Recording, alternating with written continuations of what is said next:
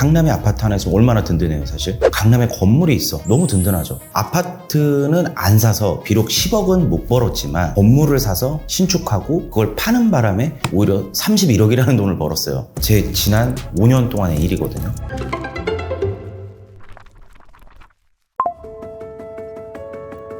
대표님이 여태까지 살았던 집이 절차가 어떻게 돼요? 저는 이제 집이 수원이었었어요.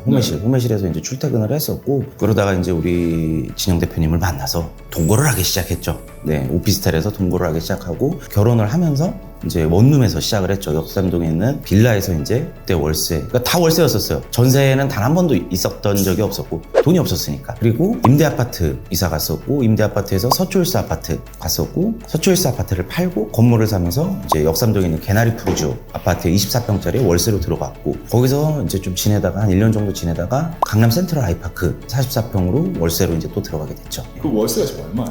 거기가 보증 5억에 임대료 700이에요. 5억에 700이요? 네, 맞아요. 아, 저 2억에 700인 줄 알았어요, 여태까지. 보증금 2억짜리가 어디 있어요? 월세가 700인데. 그럼 지금 그 센트럴 아이파크가 매매가가 지금 44평이 얼마죠? 거기 지금 좀 올라가고 그래도 한 50억은 하지 않을까요? 제가 열어보진 않았는데, 네. 제가 마지막에 봤을 때 거의 한 50억 좀 안 됐었어요. 근데 지금 이제 뭐 막 오르고 그래서 50억에서 60억 사이 하지 않을까요? 이거는 정확한 정보는 아닙니다. 근데 제 생각에 한 50억에서 60억 사이 될 것 같아요. 아, 그러면 50억이잖아요. 근데 네. 대표님 처음 들어갔을 때가 3년 전, 4년 전이잖아요. 맞아요. 그때 얼마였어요? 그때 당시도 거의 평당 1억에 육박했었어요. 거기는 이제 첫 입주 아파트여가지고 네. 가격이 꽤 셌었죠. 40억대였었어요 그때는. 그럼 지금 네. 본인이 임차로 4년 동안 집값이 10억이나 되었잖아요. 그렇죠. 그럼 만약에 대표님이 그거 사서 들어갔으면 10억은 벌었던 건데 되죠. 근데 왜 그 굳이 비싼 월세로 700을 내고 누가 봤을 때는 솔직히 돈 낭비다라고 할 수 있는데 집을 안 사고 월세를 사는 거예요? 그거는 이제 생각이 좀 약간 전환인 것 같아요. 저는 이제 건물로 인해서 그 3년, 4년이라는 시간 동안에 아파트는 안 사서 비록 10억은 못 벌었지만 대신에 건물을 사서 신축하고 그걸 파는 바람에 오히려 31억이라는 돈을 벌었어요. 31억 정도면 나도 그냥 다음번에 강남에 신축 아파트 그럼 사버리자 이참에 30억이면 맞아요. 웬만하면 다 살 수 있잖아요. 맞습니다. 근데도 안 사시고 계속 월세를 사는 거예요. 그렇죠. 왜 그래요? 네. 31억이라는 돈을 벌었는데요. 그 사이에 아파트 값은 10억이 올랐었고, 그리고 제가 그 31억을 벌고 또 건물을 또 샀어요. 한번 갈아타기를 또 했죠. 그 건물을 제가 150억에 샀고, 지금 현재는 이 건물이 210억 정도예요. 그럼 팔게 되면 대략 5, 60억은 버는 거예요. 10억으로 예를 들어서 40억짜리를 사서 생활할 수 있었겠지만 그 사이에 저는 4년 동안 거의 대략 번 돈으로 치면 거의 한 80억이 돼요. 똑같은 돈이라도 뭐 아파트 투자를 할 수 있지만 저는 이제 건물이 확신이 있었기 때문에 저는 건물을 해서 오히려 수익을 더 끌어올렸죠.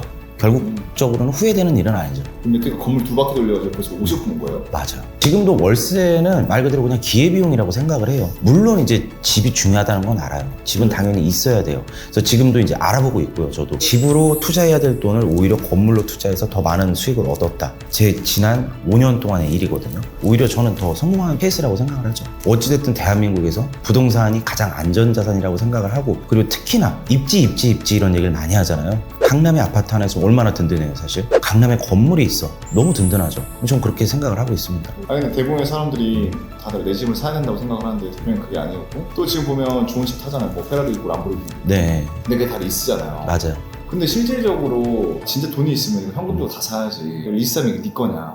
돈 없으니까 리스하는 거 아니냐 라고 또 생각할 수도 있잖아요 사람들이. 네. 월에 그럼 나가는 고정비가 엄청 나갈 텐데 왜 굳이 그렇게까지 하는 거예요? 저는 어쨌든 뭘 살 때 레버리지를 활용하는 걸 굉장히 좋아해요. 어렸을 때부터 그랬어요. 그리고 성인이 된 다음부터도 레버리지를 쓰는 거를 자동적으로 저는 이제 몸에 익어서 살았던 것 같아요. 아니 어렸을 때부터 레버리지를 되겠다. 아, 그렇죠. 그 레버리지가 돈 레버리지만 있는 줄 아는데 사람들이 사람 레버리지가 있어요. 어릴 때 사람 레버리지를 쓸 수 있어요. 아, 그럼요. 예를 들자면 제가 뭐 학교에서 친구들끼리 뭐 이렇게 과제라든지 축제를 준비할 때 혼자서 아무리 잘나서 한다고 하는데 못해요. 사람 레버리지. 어렸을 때부터 우리가 이제 협업을 배우잖아요. 협동. 이런 걸 배우는데 사회에 나와보니까 그리고 군대에 가보니까 혼자서 아무리 잘난다고 해도 부대 일을 다 챙길 수가 없어요. 전쟁 나면 혼자 어떻게 싸워? 분대가 있고 소대가 있고 중대가 있고 이런 이유가 저는 그런 거라 생각하거든요. 사회에 나와보니까 똑같아요. 돈 레버리지도 있지만 사람 레버리지. 지금 현재 우리 빌딩 지형쌤 회사 안에서 돌아가는 이 직원들, 인력, 각자 맡은 역할들 이런 것들이 다 돌아가니까 어쨌든 회사가 존재한다고 생각을 해요. 그래서 이것도 어쨌든 인력이지만 사람 레버리지만 돈을 써야 되는 거예요. 가까운 예를 들자면 그래요. 제가 PD를 한 명 고용을 하는데 예를 들어 들어서 뭐 350만 원을 줘요. 근데 주변에서는 말려요. 야, 무슨 350만 원씩이나 줘, PD를 고용하는데. 근데 저는 능력이 맞다면은 잘하는 친구면은 그만큼 줘야 된다고 생각을 해요. 내가 정말 일 잘하는 사람인데 갔는데 250 받고 일하래. 나는 내 몸값이 내가 생각해도 한 350, 400은 하는데 누가 어떤 일 잘하는 사람이 저랑 일을 하겠어요? 말이 안 되죠. 그래서 레버리지를 쓸 때는 최대 레버리지, 최대한 일 잘하는 사람, 그리고 최대 줄 수 있는 급여 해가지고 저는 이렇게 써야 된다고 생각하는 게 맞고요. 아까 말씀 주셨던 뭐 페라리, 우루스, 뭐 자동차도 그렇고 이런 것들을 왜 리스로 사냐? 돈 있으면 다 사지. 근데 그것도 이런 리스라는 좋은 제도가 있는데 굳이 왜? 근데 리스 예. 사면 손해잖아요. 근데 이거 잘못 생각들 하시는 거예요. 왜냐면 할부라는 게 있고요. 그 다음 리스라는 게 있잖아요. 근데 할부 같은 경우는 보통 개인 명의로 한단 말이에요. 개인 돈을 내야 돼요. 이거 얘기 나면 또 신고하는 거 아니야? 개인 명의의 돈을 할부로 하는 거죠. 그쵸? 그러면은 제가 예를 들어 700만 원의 리스비를 내야 되면은 회사에서 급여를 1,400만 원을 받아서 50% 700만 원은 세금을 내고 700만 원으로 할부를 내야 되는 거잖아요. 그러면은 저는 이 페라리를 하나 이렇게 하기 위해서 1,400만 원을 내야 되는 거예요. 근데 회사에서 이용하는, 말 그대로 저희가 이용하는 거니까, 왜냐면 그걸로 콘텐츠도 찍고 당연히 회사 업무하고 관련된 거니까 그냥 700만 원을 끝낼 수 있는 문제잖아요. 그리고 이게 제 개인 사치품이 아니에요. 또 유튜브에서 뭐 브이로그도 찍고 돌아다니면서 이것도 찍고 콘텐츠를 만들어내잖아요. 저희가 그냥 단순한 부동산 회사가 아니잖아요. 어찌됐든 일반 사람들이 뭐 제가 만약에 소나타 타고 다니면 관심이나 있겠어요? 제 차에?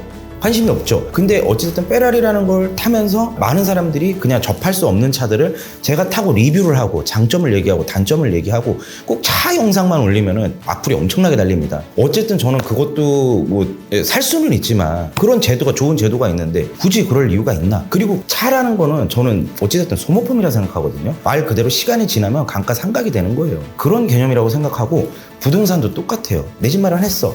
거기에 엉덩이 깔고 10년, 20년, 30년, 40년 죽을 때까지 거기 살잖아요? 돈 못 벌어요. 주변에 사람들을 한번 봐보세요. 이사하고 평수 넓히고 그리고 상급지로 이사하고 사고 팔고 했던 분들이, 그런 분들이 대부분 돈을 많이 버셨거든요. 내가 안정적으로 뭐 대출 없이 집 샀어. 거기서 그냥 평생 살아. 집값은 오르겠죠. 오른 만큼 자식한테 물려줄 때 반세금 내야 되잖아요. 그럼 도돌이로 또 내려오는 거예요. 저는 그렇게 생각하기 때문에 어찌됐든 세상 모든 거는 레버리지를 활용해야 된다. 근데 결국 지금 대표님의 얘기하다 보니까 레버리지를 엄청 잘 활용하시는 분이구나 네. 하는데 실질적으로 레버리지가 엄청 도움이 되지만 우리가 레버리지를 잘못 썼다가는 오히려 인생이 골로 갈 수 있잖아요. 그렇죠. 그거에 대해서는 좀 어떻게 생각하세요? 항상 레버리지는 내 능력 안에서 해야 돼요. 그러니까 대부분 이제 우리가 이런 얘기를 하죠. 건물을 사건 아파트를 사건 이자가 내 소득으로 감당할 수 있는 수준이 되라. 임대료가 밀려도 내 소득으로 커버할 수 있는 수준이 돼야 된다. 그 정도 사면은 사실 저는요 수습을 다 합니다. 말도 안 되는 거 해놓고 그냥 저같이 사업하는 사람들은 사실 더 벌 자신이 있어요. 소득이 한정적이신 분들은 절대로 본인 소득을 넘어가는 레버리지는 활용을 안 해야 되는 거예요. 그렇게 했다가 예를 들어서 이게 2번, 3번, 4번 밀리게 되면 경매에 들어가거든요. 부동산으로 치면 그런 상황이 발생이 되고 자동차로 쳐도 똑같은 상황이에요. 너무 비싼 뭐 할부나 리스료가 나가면은 못 내게 되면 걔도 그냥 가져가는 거예요. 번호판 떼어갑니다 그냥 바로. 예를 들어 직원들도 좋은 사람들 잘 채워놨어요. 근데 매출이 안 나. 직원들 월급을 못 줘. 노동부에 이거 잡혀갑니다. 그러면 안 돼요. 그러니까 항상 내 소득 안에서 사람이며 뭐 차며 혹은 건물이며 집이며 이거는 내 소득 안에서 해결을 해야 되고 보통 그 소득을 더 늘리기 위해 매출을 더 늘리기 위해 영업이익을 더 늘리기 위해 이런 레버리지를 보통 쓰는 거라 생각을 하거든요. 레버리지를 많이 써서 예를 들어서 압구정 아파트를 샀어. 원래 내 현금으로는 마포에 있는 건물밖에 못 사는데 솔직히 마포 건물이 많이 오르겠어요. 강남에 큰 건물이 많이 오르겠어요. 당연하죠. 그러니까 레버리지를 쓰는 거거든요. 그리고 이 레버리지를 썼을 때, 안 썼을 때, 그리고 3년이 지났을 때, 5년이 지났을 때, 10년이 지났을 때 오른 값만 생각하면 돼요. 그 사이에 나가는 이자나 이런 것들은 당연히 내가 감당 가능할 수준이어야 되고요. 근데 저는 더 큰 걸 먹기를 원하니까 세상에 보면 저 같은 성향의 사람들이 꽤 많더라고요. 사업하시는 분들이. 근데 대부분 이제 근로소득을 받으시는 분들은 이런 걸 무서워하시고 좀 보수적으로 생각하고, 그리고 우리가 이거를 이렇게 생각할 수밖에 없는 게 예로부터 우리가 부모님들로부터 자연스럽게 학습이 돼 있어요. IMF가 오기 전에 다 잘 나갔었잖아요. 우리 부모님 이제 다 사업 잘하시고 어느 직장을 가든 뭐 다 이렇게 취업도 잘 되고 대기업 취업도 잘 되고 은행에 돈 맡기면 막 10%, 막 15%씩 줬었잖아요. 다 저축하려고 난리였었잖아요. 그러다가 IMF를 맞고 부도가 나면서 그 당시에 빚이 있었던 사람들 하루아침 다 망해버리고, 그래서 그 뒤로 부모님들이 항상 할머니 세대, 부모님 세대에서 하는 얘기가 빚내지 마라. 빚내면 죽는다. 이거를 항상 우리는 어렸을 때부터 배우면서 커왔던 거예요. 근데 여기서 좀 트이신 분들은 오히려 그때 기회를 활용해서 쓸어 담으신 분들이 있어요. 쓸어 담으셨던 분들. 그 당시에 막 경매 나와 있던 것들, 압구정 아파트, 뭐 강남 건물, 그런 분들은 그 자녀들한테 그렇게 교육을 안 해요. 그걸 지키는 교육을 하죠. 근데 대부분의 많은 우리나라 사람들이 어렸을 때부터 부모님들한테 빚내면 안 된다, 이런 얘기를, 교육을 많이 들어서 그런 건데, 지금 세상이 많이 바뀌었고 유튜브라는 이런 매체도 있고 SNS도 많이 발달이 돼 있잖아요. 그리고 좋은 정보들을 손쉽게 핸드폰 하나로 다 열어보면 다 알 수 있잖아요. 그리고 옛날엔 그런 정보들을 찾기가 어려웠었지만 지금은 워낙 지금 발달되어 있기 때문에 그래도 요즘 사회에 나오는 MZ세대들은 이런 거에 많이 깨어 있더라고요. 그러면 지금 이제 두 아이 아버지시잖아요. 자녀들한테 레버리지 교육을 해주세요. 하죠. 어떻게 교육해요? 저는 일단 제가 지금까지 이뤄놨던 거를, 그리고 저는 오랜 시간 걸려서 이제 해왔잖아요. 근데 그걸 자식들한테 지키는 방법과, 그리고 저는 자식들한테 솔직히 직장가라고 하기보다는 사업가로 키우는 게 제 목표예요. 저는 세상을 이렇게 봐요. 제가 40 넘어서 이건 깨달은 건데, 우리 세상은 기획을 하는 사람과 일을 하는 사람이 있어요. 근데 기획하는 사람들이 항상 그 회사에 상위 포지션에 있어요. 위에서 기획을 하고 짜고 준비를 해서 그걸 마케팅 팀에 뿌리고, 실제 뭐 사무 업무 보는 친구들한테 뿌리고, 뭐 시스템에 뿌리고, 운영팀에도 뿌리고 하는 거라고 생각해요. 그러니까 우리 사회가 저는 그렇다 생각해요. 기획자가 있고 일하는 자가 있는데, 저는 자식들을 사업하라는 얘기가 기획자가 되라. 본인 스스로를 기획을 하던, 남을 기획을 해주던, 혹은 회사를 기획해서 만들던, 주변에 어떤 모임을 나가든 친구들과의 관계에서도 그렇고 기획자가 되라. 그걸 알려주고 싶은 거예요. 기획자가 되면 최소한 굶어 죽진 않아요. 대부분 사람들이 누군가한테 정답을 얻길 바라고 누군가의 말에 의존하고 싶어 하고, 나보다 나은 사람들한테 케어받길 원하고 그러거든요. 그러면 안 돼요. 실패를 하더라도 기획을 자꾸 해야 된다고 생각을 해요. 그거는 남녀노소 상관없이 10대 때부터, 유치원 때부터도 개장을 계속 해야 돼. 친구들 데리고 다니면서 야 오늘 어디 가자, 이런 것도 일종의 기획인 거예요. 그리고 대학에 가서도 그 학생회장 하시는 분들, 부회장 하시는 분들, 그런 분들 다 기획하시는 거잖아요. 네. 군대 가서도 똑같잖아요. 그럼 그런 기획을 잘하려면 어떤 걸 준비해야 돼요? 상상을 많이 해야 된다고 생각해요. 상상을 해서 아이템을 떠올리고요. 그리고 두 번째, 실행을 해야 돼요. 그리고 그에 뒤따르는 책임. 잘 됐을 때 책임도 내가 져야 되는 거고, 안 됐을 때 책임도 내가 져야 돼요. 잘 됐을 때는 책임보다는 주변 사람들한테 이걸 나눠야죠. 그리고 안 됐을 땐 내가 책임질 줄 알아야 되고. 근데 어렸을 땐 뭐가 없잖아. 야 오늘 뭐하고 놀자. 근데 재미가 없었어. 애들아 미안해, 다음에 더 재밌게 놀자. 사가면 되는 거예요.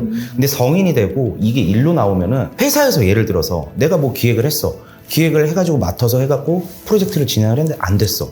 회사에서 잘리나요? 심할서 쓰고 죄송합니다 하면 그냥 끝나는 거예요. 네, 근데 거기다 대고 돈으로 제가 물어내야 된다든지 이런 거 아니잖아요. 인생은 기획할 수 있는 기회가 무수하게 많아요. 그리고 무슨 모임 나가고 동호회 가서도요, 운영진 잘 하세요. 운영진 회원하지 마시고 운영진 하면은 되게 재밌어요. 그런 것들 기획을 하는 게 재밌지 않을까요? 그런 인생을 지금까지 안 살아보셨던 분들은 꼭 가까이에 있는 친구 관계부터 해보기를 권장을 드리고, 현재 지금 기획을 하고 계시는 분들도 꽤 많거든요. 네, 꽤 많은데 그런 분들도 또 다른 새로운 도전을 계속 해봤으면 좋겠어요. 말도 안 되는 기획, 실행 계속 했으면 좋겠습니다.